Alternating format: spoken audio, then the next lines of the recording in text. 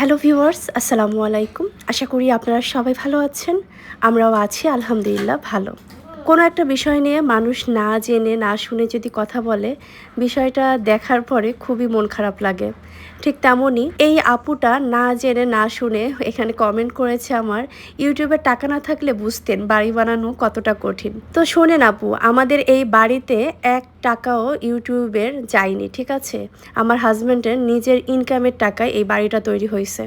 আর আপনি হয়তোবা যদি শিক্ষিত হয়ে থাকেন তাহলে একটু গুগল করবেন বা একটু ইউটিউবে সার্চ দিয়ে দেখবেন যে ইউটিউবে কত ভিউয়ে কত টাকা আসে। আমি মানে এই বছরে মনে হয় আমি ৮,০০০ টাকা মানে সামথিং ৮,০০০ সামথিং টাকা পেয়েছি মানে এই বছরে। তো একটা বছরে যদি মাত্র ৮,০০০ টাকা ইনকাম হয়, সেই টাকাতে নিশ্চয়ই বাড়ি গাড়ি এসব করা যায় না। কিছু মানুষ তো এরকম আছে যে ভিডিও দেওয়া দেখলেই ভাবে যে ভিডিও থেকেই মনে হয় লাখ লাখ টাকা ইনকাম করি। আসলে আমার ভিডিও ছাড়লে এরকম না যে লাখ লাখ ভিউ হয়, তো আমি সেই লাখ লাখ ভিউ থেকে লাখ লাখ টাকা ইনকাম করি। আমার সামান্য কয়েকটা ভালোবাসার মানুষ আপনারা ভিডিও দেখেন। তো যাই হোক, মানে যারা এরকম ভাবেন যে ভিডিও দিলেই টাকা আসে, তাদের ধারণা পুরাপুরি ভুল। আমি ভিডিও করি জাস্ট আমার এই স্মৃতিগুলো ধরে রাখার জন্য। আমি মাঝখানে ভিডিও কিন্তু অনেক মাস যাবত দেইনি, জাস্ট এইসব কথার কারণে। কারণ আমরা কিছু করলেই ভিডিও করি যেহেতু, এই কারণে সবাই ভাবে যে ভিডিও টাকা দিয়েই মনে হয় সব কিছু করি। কিন্তু আমার হাজব্যান্ড যে এই সাইডে কতটা পরিশ্রম করে এইসব টাকা ইনকাম করে ধীরে ধীরে আমাদের স্বপ্ন ইচ্ছাগুলো পূরণ করছে, সেটা আসলে কেউ বুঝেই না। সো এই জন্য আমি মাঝখানে ভিডিও দেওয়া অফ করে দিয়েছিলাম যে না, ভিডিও করব না। কিন্তু পরবর্তীতে আমার মনে হলো যে আমার এই যে ছোট ছোট এই স্মৃতিগুলা, আমি তো এগুলো মিস করতেছি খুব। এগুলা যদি ভিডিও করে রাখতাম তাহলে সব স্মৃতিগুলো থেকে যেত। পরবর্তীতে আমি এখন আবার এই যে ১ মাস মনে হয় হচ্ছে যে ভিডিও দেওয়া স্টার্ট করেছি। সত্যি কথা বলতে, মানুষ যেরকম ভাবে দূর থেকে, আসলে সরাসরি সে কাজের ভিতরে যদি কেউ যুক্ত হয় তাহলে তারাই বুঝবে আসলে এগুলো পুরাপুরি মিথ্যা আর ভুল ধারণা। আমাদের এই বাড়ির কাজে মানে আমাদের মানে কি বলবো, আমার যে ইউটিউবের টাকা কোনোটাই এর ভিতরে যায়নি, ঠিক আছে? আর যাবেই বা কী করে? বছরে যদি ৮,০০০ টাকা বা তার থেকে একটু বেশি টাকা ইনকাম করি, ৮,০০০ টাকায় বছরে কি হয়? আসলে একটা ভিডিও দিলে সেখানে ৫০ পয়সাও আসে না। মানে ৳১ তো দূরের কথা, ৫০ পয়সাও আসে না কিছু কিছু ভিডিওর ক্ষেত্রে। সো আপনারা যারা এরকম ভাবেন যে ভিডিও দিলে অনেক টাকা আসবে, ভিডিওর টাকায় আমরা সব কিছু করি, এগুলো আসলে পুরোপুরি ভুল। কমেন্টটা দেখে খুব বেশি খারাপ লাগছিল, তাই ভাবলাম যে অ্যান্সার করি। আর এরকম ভুল ধারণা নিয়ে আসলে অনেকেই আছেন, এই কারণে ভাবলাম যে একটু ক্লিয়ার করে দিই। আর এরকম না যে আমার জামাই বেকার, আমার জামাই আমার সাথে ভিডিওতে সবসময় আমার পিছ পিছ ঘুরে বেড়ায়। আর আমি হচ্ছে অনেক বড়, অনেক ফেমাস ইউটিউবার, এরকমও না, ঠিক আছে? আমি একদমই ছোট্ট একটা ইউটিউবার, ছোট্ট একটা ইউটিউব চ্যানেলের মালিক। আর এখান থেকে টাকা আসুক বা না আসুক, এটা নিয়ে আমার আসলে কোনো মাথা ব্যথা নেই। আমি চাই যে আমার এই স্মৃতিগুলো থাকুক, কত ভিউ হোক না হোক, এগুলো নিয়েও আমার মাথা ব্যথা নেই। আর আমার হাজব্যান্ড এরকম না যে বেকার। আমার হাজব্যান্ড হাইকোর্টের, সুপ্রিম কোর্টের একজন অ্যাডভোকেট। সো তার হচ্ছে মানে আমার এই ১-২ পয়সা ইনকামের আশায় তার বসে থাকতে হয় না, ঠিক আছে? আর আমরা যেমন আছি আলহামদুলিল্লাহ ভালো আছি। আসলে কিছু কিছু মানুষ আছেন, মানুষের ভালো দেখলে সেটা কেন জানি মেনেই নিতে পারে না। তাকে কিভাবে ছোট করবে, তাকে কিভাবে নিচু করবে, সেটাই দেখে, সেটাই চেষ্টা করতে থাকে। যাই হোক, আপু হয়তোবা বুঝে না বুঝে হয়তোবা কমেন্ট করেছে, কিন্তু সেই কমেন্টটা যে আমাকে কতটা কষ্ট দিয়েছে সেটা শুধু আমিই জানি। কারণ যে জিনিসটা যেটার মাধ্যমে হয়নি সেটা শুধু শুধু বললে খারাপই লাগবে। আর আমার হাজব্যান্ডের কিন্তু মানে সে একাই, তার একটা বোন আছে শুধু। তো আমার ননদও হচ্ছে লতে পড়তেছে, প্রাইভেট একটা ইউনিভার্সিটিতে। তো কি বলবো, আমার শ্বশুর শাশুড়িরও যথেষ্ট পরিমাণে ইনকাম আছে, তারাও বসে থাকে না, তারাও সবসময় কাজের ভিতরে থাকে। আমার শ্বশুর একজন টিচার, সে তার ফাঁকে হচ্ছে আমাদের যে জমিজাতিগুলো আছে সেগুলো দেখাশোনা করে। আমাদের বিকালবেলা আমাদের হচ্ছে একটা ওষুধের দোকান আছে ছোটোখাটো। যারা আমাদের ভিডিও এই যে গ্রামে নিয়মিত দেখছেন তারা জানেন, আমিও একদিন গিয়েছিলামও অবশ্য। তো তার ওষুধের দোকানে বসলেও যে টাকা ইনকাম হয়, তাদের দুজনের সংসার ইজিলি চলে যায়, ঠিক আছে? আর আমার শাশুড়ি মাশাআল্লাহ হাঁস মুরগি সব কিছু পালে, আর তার হাঁস মুরগির ডিম বেচলেই তার হচ্ছে সংসারের খরচ চলে যায়। সো হচ্ছে আমরা মানে এতটাও অসহায় না যে এই ইউটিউবের ভিডিও করে এই টাকা দিয়ে আমাদের সংসার চলে। আর আমার শ্বশুর শাশুড়িরও আমাদের টাকার কোনো প্রয়োজন নেই। যাই হোক, আমরা যেরকম আছি আলহামদুলিল্লাহ ভালো আছি, হ্যাঁ? আর একটা কথা তো বলেই দিয়েছি, আমরাই মানে কি বলবো, ইউটিউব থেকে আমি সেরকম কোনো ইনকাম করিনি, যেহেতু আমি ছোট একটা ইউটিউব চ্যানেলের মালিক, ওরকম লাখ লাখ ভিউ হয় না।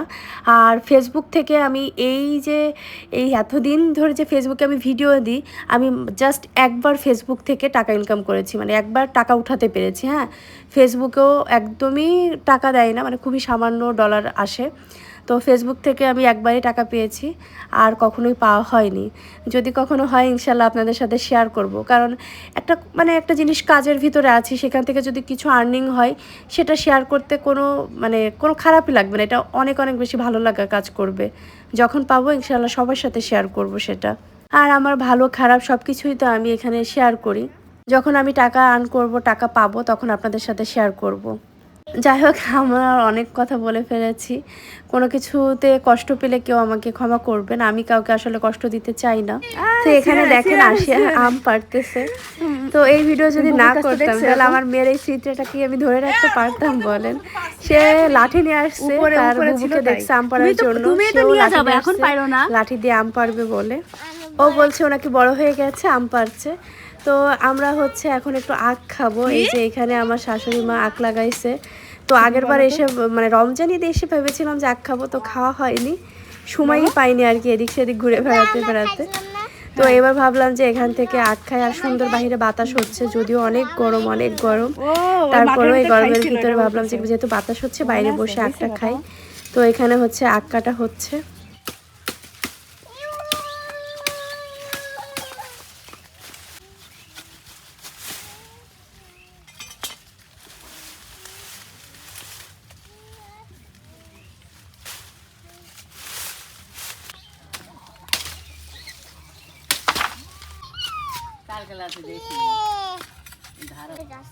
এটা আমের গাছ, আমি একটা ছিঁড়ে ফেলবো, তাহলে বাতাস উড়ে যাবে। তাহলে আমার যে দোস্তটা বলে গায়ে গায়ে ও বেড়ে এনে গাছ নামে, তাহলে এটা হচ্ছে আমড়া গাছ। আমড়া খাইছো কখনো? গেছে ভয়ে শ্বাস। তো এখানে কাটার পরে মা হচ্ছে ভালো করে ধুয়ে কেটে দিয়েছে। তো এখন বসে বসে খাবো। আরশিয়ার ছাতা নাই, আরশিয়া মাথায় ব্যাগ নিয়ে সবজি আনতে যাচ্ছে হাড়িতে। নিচের থেকে নাও, নিচের সবজি নাও।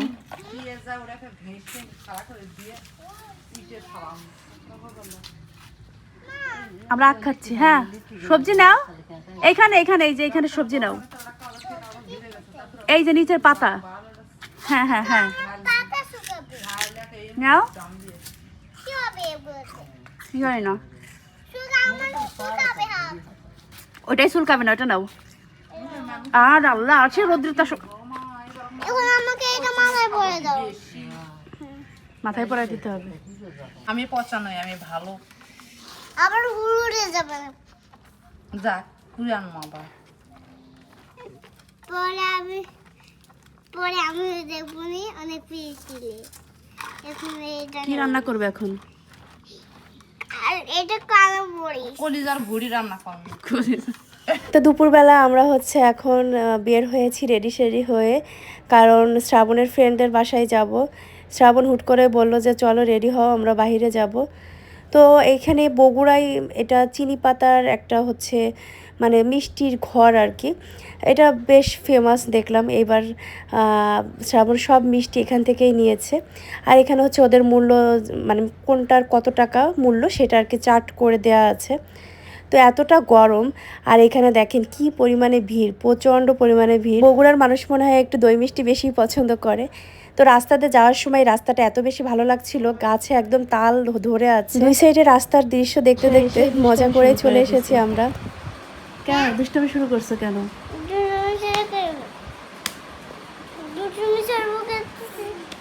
পচামি। তো আসার পর এখানে এই যে ভাবি আমাদের জন্য নাস্তা রেডি করেছেন। কি খবর আপা?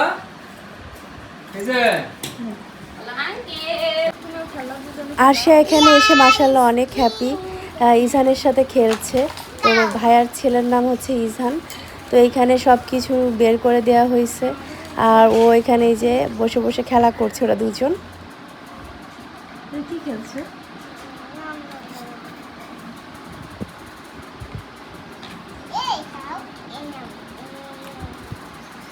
আমাকে ঘাস খাচ্ছ? ও ঘাস খাই। তো আরশিয়া খেলা করা দেখে আমরা ভাবলাম যে একটু ঘুরে আসি। তো আমরা হচ্ছে ভাইয়াদের রাস্তার সাইড দিয়ে একটু ঘোরালো। এখন হচ্ছে ছাদের উপর এসেছি। এইটা আপনাদের এলাকায় কে কী নামে চিনেন একটু বলেন তো? আমরা তো এটাকে ডোহো বলি আমাদের নড়াইলে আর কি। আর ভাইয়ারা বলল ডাওয়া না কি জানি একটা, এরকম আর কি। প্রচুর পরিমাণে ধরেছে, কেউই নাকি খায় না, বাট এই জিনিসটা আমার ভালোই লাগে। তো শ্রাবণ এখানে পাকা একটা ফল পেয়েছে, যদিও এই ফলটা হচ্ছে অর্ধেকটা পাখি খেয়ে ফেলেছে। আর এইখানে হচ্ছে আমরা একটু টেস্ট করলাম যে মিষ্টি নাকি টক। এটা একটু টক মিষ্টি হয়, তো মোটামুটি ভালোই ছিল খেতে। তারপরে দুপুরবেলা এই যে খাবার রেডি করে আমরা এখন সবাই বসেছি খাবার খেতে। এখানে হচ্ছে আন্টি মাছ ভর্তা করেছিল, যেটা অনেক মজার ছিল। তারপরে দই মিষ্টি এগুলা খাওয়ার পালা। তো আমার আরশিয়া বেশ এনজয় করেছে বেড়াতে এসে। খাওয়া দাওয়া শেষ করার পরে আমরা বের হয়েছিলাম। আর দেখেন আকাশের অবস্থা কি, এত পরিমাণে মেঘ। তো আমি হচ্ছে শ্রাবণকে বলতেছিলাম চলো, মানে যাওয়ার পথে রাস্তার সাইডে এই রিসোর্ট টাইপের একটা পার্ক। তো শ্রাবণকে বললাম চলো আমরা একটু ঘুরে আসি, জায়গাটা খুব সুন্দর লাগছিল দেখতে। তো আমরা যখনই এখানে এসেছি তার মানে পরপরই হচ্ছে বৃষ্টি হালকা হালকা শুরু হয়ে গেছে। হালকা বৃষ্টি থেকে ঝুম বৃষ্টি শুরু হয়ে গেল। আর সবাই বৃষ্টির ভিতরে সুন্দর করে এই পার্কটা ঘুরতেই পারিনি, ঝুম বৃষ্টি। আর আমরা এখন কি করব, বৃষ্টির ভিতর বসে আছি। আর সে এখানে আশপাশে বাচ্চাদের ললিপপ খাওয়া দেখে সেও মানে বারবার ডিস্টার্ব করতেছিল। পরবর্তীতে শ্রাবণ হচ্ছে ওকে একটা ললিপপ কিনে দিয়েছে, ও এই যে বসে বসে খাচ্ছে। যাই হোক, আজকের ভিডিওটা এখানেই শেষ করতেছি। সবাই ভালো থাকবেন, আমাদের জন্য দোয়া করবেন। আপনাদের সবার জন্য অনেক অনেক দোয়া এবং ভালোবাসা।